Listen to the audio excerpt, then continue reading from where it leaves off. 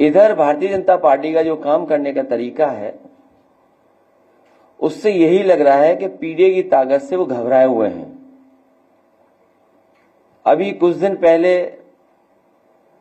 उत्तर प्रदेश के सरकार के मुख्यमंत्री जी को जीरो जीरो याद आ रहा था। हिंदी में उसे कभी कभी अंडा भी बोलते हैं। आज सुनने में आ रहा है कि डंडा की बात कर रहे हैं। जो सरकार पुरानी सरकार के इन्वेस्टमेंट के इंसेंटिव की बात कर रही हो, अपने सरकार के इंसेंटिव किसको दिया उसकी बात नहीं कर रही सरकार, क्योंकि उनका इंसेंटिव ही कमीशन है। और फिर जो बड़े बड़े इंफ्रास्ट्रक्चर के जो काम भी हुए हैं वो समाजवादियों की देन है। और समाजवादी पार्टी के समय पर जो एक्सप्रेसवे बने या अन्य जो सड़कें बनी वो एग्जेम्पलरी काम हुआ। उसका उदाहरण दूसरे विभागों ने और प्रदेश की सरकारों ने अपनाया। मेडिकल की क्या हालत है हम और सब लोग जानते हैं। आग के बाद आग लग रही है। झांसी की आग के बाद तो सरकार को सबक लेना चाहिए था। और मैं तो आपसे कहूंगा कि जिस समय ऑक्सीजन के अभाव की वजह से सरकार की मीटिंगों के जो जो फैसले हुए थे, सरकार ने जो जो निर्णय लिए थे, अगर सरकार ने अमल किया होता उन पर तो ना झांसी जैसी घटना होती जहां बच्चों की जान गई और ना ही जो कल रात को देखने को मिला जो बड़े अस्पताल में आग लग गई। कुछ लोग ये भी कहते हैं कि पिछले 7-8 साल से जो खराब क्वालिटी का सामान लगा है, बचने के लिए आग लगा दो, फिर उसका नामो निशानी नहीं बचेगा। तो कहीं ये बात तो नहीं है कि अपने भ्रष्टाचार को छिपाने के लिए ये काम हो रहे हो।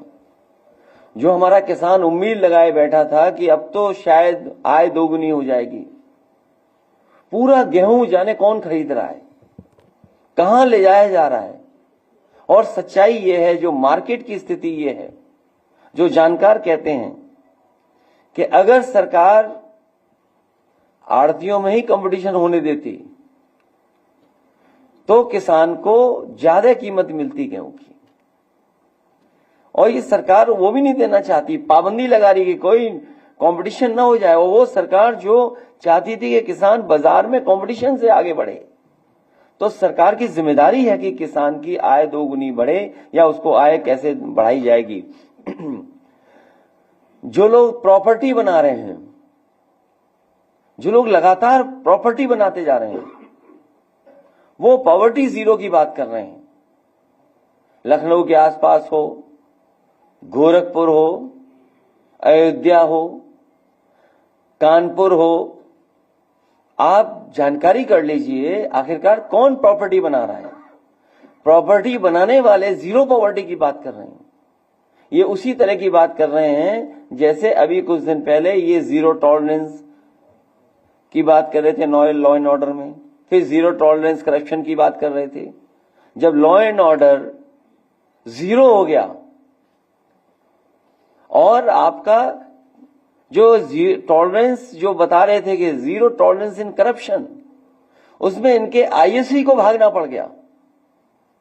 और वो आईएएस सच्चाई ये है कि वो कहीं ना कहीं मुख्यमंत्री आवास में ही छिपा होगा। कभी किसी ने सुना होगा कि कमीशन के चक्कर में आईएएस भाग रहा है, इंसेंटिव देने वाले कमीशन को लेकर के झगड़ा कर रहे हैं।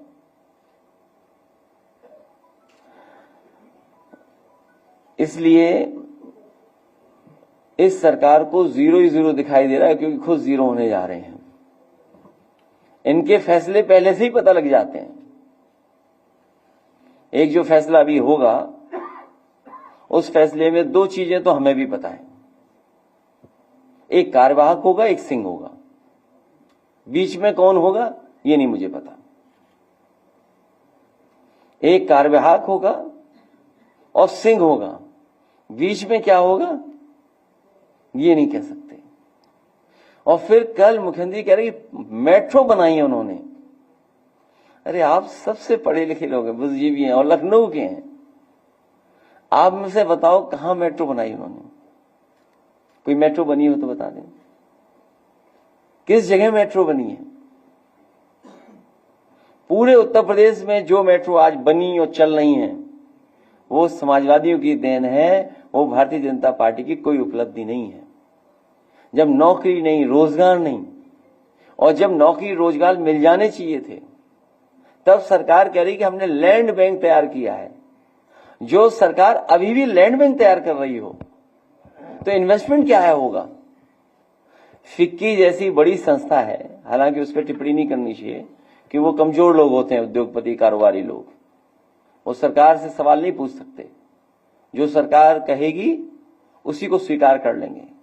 फिक्की वाले खुद जानते होंगे कि न जाने कितना भ्रष्टाचार है, और वही रटा रटाया पुराना घिसा पिटाया डायलॉग कि भर्ती होती थी वो आ जाते थे। अभी सुनने में आया है, हालांकि मुझ तक नहीं पहुंची है जानकारी, आप तक शायद हो, जो नई भर्ती हुई है उसकी पूरी लिस्ट नहीं आउट हो रही है। अरे अगर भर्ती हो गई है तो आप पीडीएफ कर दीजिए सार्वजनिक, आप इंडिविजुअल क्यों कर रहे हैं? आप मेडिकल कॉलेज बना रहे हैं कहां पर? हरदोई में। हरदोई के बगल में है शाहजहांपुर, वित्त मंत्री जी का जिला है। इस योजना के तहत उस समय के जो स्वास्थ्य मंत्री थे नड्डा जी, मैंने खुद और जेपी नड्डा साहब ने मिल करके पहला मेडिकल कॉलेज शाहजहांपुर में शुरू किया था। और जब मैं विधानसभा में था तो मैंने सवाल किया था कि मानक के अनुसार प्रोफेसर, असिस्टेंट प्रोफेसर और टेक्निकल स्टाफ कितना होना चाहिए। जब शाहजहांपुर जैसे मेडिकल कॉलेज में जो वित्त विभाग के मंत्री जी का क्षेत्र है वहां नहीं है, तो पूरे उत्तर प्रदेश में ये जो बने बिल्डिंगें जो बन रही हैं ये केवल ढांचा है, ये मॉडर्न खंडर हैं, इनके अंदर इलाज नहीं हो रहा है। और इलाज अगर हो रहा होता, अगर इन्होंने वाकई में इलाज का इंफ्रास्ट्रक्चर बेहतर किया होता, तो हमें जो तस्वीर देखने को मिलती हैं, मैं उन पत्रकार साथियों का भी धन्यवाद देता हूं, इतने दबाव के बाद भी वो तस्वीरें बाहर आ जाती हैं, अखबार में छप जाती हैं। इसके लिए मैं उनका बहुत बहुत धन्यवाद और बधाई भी देना चाहता हूं। तो सोचिए मेडिकल का क्या हाल है। किसी अस्पताल में चले जाए, गरीब को इलाज नहीं मिल रहा, गरीब धक्के खा रहा है।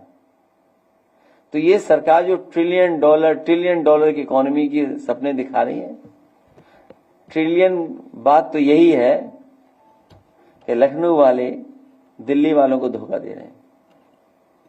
कब कौन चला जाए, चलिए वो क्या कहावत है आखिरी समय का, बस वही चल रहा है। इसलिए अंडा और डंडा याद आ रहा है हमें, अंडा जीरो वाला और डंडा जाने के उनसे डंडा याद आ रहा है। क्या ये मुख्यमंत्री भाषा हो सकती है? और फिर अभी बाबा साहब भीमराव अम्बेडकर जी का हम लोगों ने संविधान और जयंती मनाई उनकी। सोचिए खुलेआम क्या लोग कह रहे हैं, गोली मार देंगे, जान ले लेंगे, हत्या कर देंगे।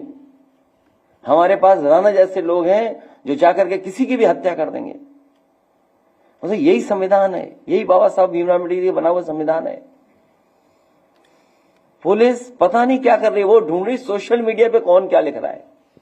एक बहुत नासमझ कार्यकर्ता कल मुझे मिला प्रतापगढ़ का, हालांकि सोशल मीडिया पे लिखने पे बहुत सारे लोगों पर एफआईआर हुई है, बीजेपी को आजादी है। मुझे पता है कि गुड़गांव में एक है व्यक्ति और कुछ नोएडा में जो ये ऑपरेट करते थे चीजें, पैसा मिलता उनको बड़े पैमाने पर, भर भर के पैसा जा रहा है। जो गरीब थे वो जाने किस हवाई जहाज में उड़ रहे हैं, सुनने में आ रहा है। तो गरीब एक नासमझ कार्यकर्ता ने कुछ लिख दिया। आप में से कौन स्वीकार करेगा कि मुख्यमंत्री की भाषा ऐसी होनी चाहिए? भाई डंडे वाली भाषा तो नहीं होनी चाहिए और टोटी वाली भी भाषा नहीं होनी चाहिए। तो अगर ना समझने कुछ लिख दिया तो पुलिस भाग रही है। बताओ, पुलिस उनके खिलाफ नहीं भागेगी जो दिल्ली में शपथ लेकर के बैठी हुई हैं। एक ना समझ के पीछे पुलिस पड़ी हुई है, किसने सोशल मीडिया में क्या लिख दिया। अरे भाई जितनी उसको जानकारी उसने लिख दिया, अब आपको बुरा लग रहा है तो उसको डिलीट कर दो, मत देखो, फॉलो मत करो। किसने कहा फॉलो करना देखना है? सोशल मीडिया में समय खराब करना है अपना। राष्ट्रपिता महात्मा गांधी जी यही कह गए, बुरा मत देखो, बुरा मत सुनो, बुरा मत कहो। तो मैं अपने कार्यकर्ता से कहूंगा कि बुरा मत लिखो। तो इसलिए ये सरकार जाने वाली है, जाते समय इस तरह की भाषा इस्तेमाल कर रहे हैं। और फिर ये कोई नहीं है, ये सब बीजेपी के ट्रूपर्स हैं। जिस तरह हिटलर ने ट्रूपर्स बनाए थे, ये वही बीजेपी के लोग हैं। और जान ले लो, वो तो जान हम लोगों ने लाइव भी देखी है जाते हुए, हमने सबने देखा है लाइव। बीजेपी की सरकार में कोई भी जान ले सकता है किसी की। तो ये सब बीजेपी करवा रही है, और बीजेपी का स्टेटमेंट भी नहीं कुछ आ रहा होगा। जो लोग हम लोगों को इतिहास फलाने ठिकाने ये पन्ने पलटने की बात कर रहे हैं, इतिहास न पलटे तो ही अच्छा है। सुनने हमारे डीएनए तक की बातें कर रहे हैं। मैंने तो कहा था कि साइंटिस्ट हैं कि मुख्यमंत्री जी, कि डॉक्टर हैं कि मुख्यमंत्री जी, जब नहीं तब डीएनए टेस्ट होना चाहिए। अरे भाई डीएनए टेस्ट क्यों होना चाहिए? तो ये सब इसलिए है क्योंकि इन्होंने किसान की आय दोगुनी नहीं करनी थी, नौकरी रोजगार मिला नहीं, इंसेंटिव आए नहीं, डेवलपमेंट हुआ नहीं, बिजली महंगी है, पूरे उत्तर प्रदेश की जमीन को भूमाफिया खरीद रहे हैं भारतीय जनता पार्टी के लोग। ये सब हो रहा है। इसलिए हमें और आपका ध्यान हटाने के लिए ये सेनाएं भेजी जा रही हैं। सोशल मीडिया पे मैं तमाम कर रहे हैं। मैं उन पत्रकारों को भी बधाई देना चाहता हूं। जब कभी हमें मौका मिलेगा तो उनका बड़ा सम्मान करने का काम हम लोग करेंगे, एक सच्चे पत्रकार का। ईमानदार पत्रकार से तो नाराज हो जाते हैं लोग, लेकिन एक सच्चे पत्रकार जिसने स्टिंग ऑपरेशन कर करके ये बता दिया कि कौन कौन लोग शामिल थे इसमें, कौन कौन रहे लोग शामिल, जिन्होंने इस तरह का प्री प्लान प्रोपेगेंडा करवाया। सोचिए अब उनकी तो पोल खुल गई है, वो समाज में कैसे चल रहे होंगे, घर परिवार के लोगों को क्या बता रहे होंगे। जिस तरह का वो प्रोपेगेंडा कर रहे थे केवल पैसे के लिए, सोचिए। और उसमें ऐसा नहीं कि मुख्यमंत्री शामिल नहीं थे, मुख्यमंत्री खुद शामिल रहे होंगे, क्योंकि पैसे का लेन देन हुआ सुनने में आ रहा है। वो नाम तो सबने खुलासा कर दिया, हम तो जानते ही नहीं थे कौन है। एक सुनने में आया हाइट कम है उस आदमी की, सुनने में आया, मुझे सुनने में आया डस्टबिन से बड़ा नहीं है, तो बड़े डस्टबिन होते हैं। मैं आपका धन्यवाद देता हूं।